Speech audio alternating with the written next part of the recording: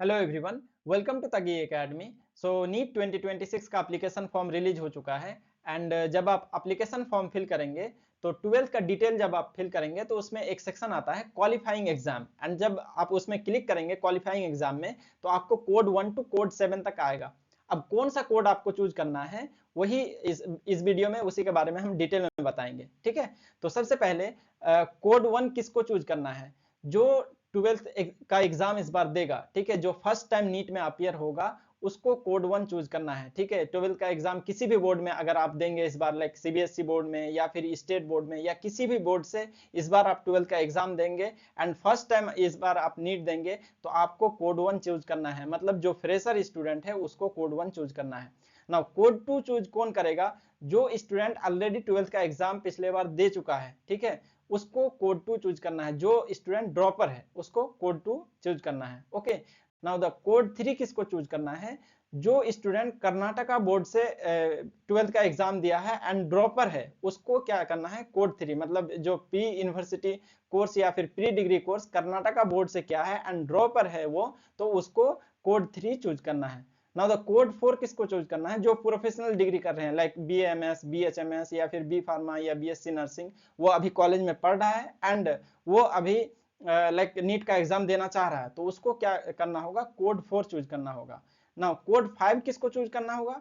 Code 5 वही choose करेगा जो बीएससी कर रहे हैं। ठीक है, बीएससी लाइक फर्स्ट ईयर में है या फिर सेकंड ईयर में है या फिर थर्ड ईयर में है, जो अभी करेंटली बीएससी कर रहा है एंड उसके बीएससी के सब्जेक्ट में एटलीस्ट फिजिक्स केमिस्ट्री बायो में से एटलीस्ट 2 सब्जेक्ट है, तभी वो कोड 5 चूज करेगा। ठीक है, एंड उसके 12th में PCB physics chemistry biology and English है, मतलब 12th का एग्जाम अगर पीसीबी एंड इंग्लिश से दिया था तभी वो कोड 5 चूज करेगा।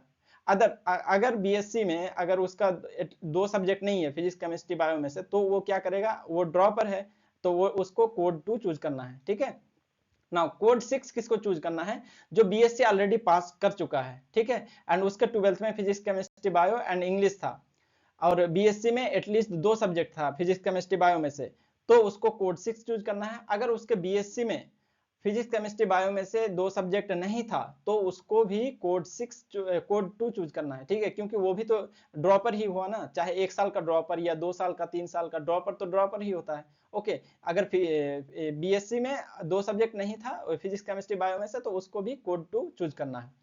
नाउ कोड 7 कौन चूज करेगा? जो एनआरआई कैंडिडेट है। एनआरआई कैंडिडेट क्या होता है? जैसे मान लीजिए कि किसी का मम्मी पापा अदर कंट्री में रह रहे हैं, ठीक है, एंड बट वो है इंडिया का, तो उसका बच्चा तो उसी के साथ है, अदर कंट्री में पढ़ रहा है, तो वो कैंडिडेट क्या हुआ? NRI candidate. अगर वो नीट का एग्जाम देना चाह रहा है तो वो हो गया एनआरआई कैंडिडेट एंड वो फ्रेशर हो या ड्रॉपर हो उसको कोड 7 चूज करना होगा। ओके, तो समझ में आ गया कोड 1 किसको चूज करना है, कोड 2 किसको चूज करना है। अगर मान लीजिए कि आप ड्रॉपर हैं और आप इस कैटेगरी से किसी भी कैटेगरी में नहीं है, तो सिंपली आप कोड 2 चूज कीजिए। अगर कुछ समझ में नहीं आ रहा, ड्रॉपर हैं, तो सिंपली कोड 2 चूज कीजिए। अगर आप फ्रेशर हैं, पहली बार आप ईयर हो रहे हैं, तो कोड 1 चूज कीजिए।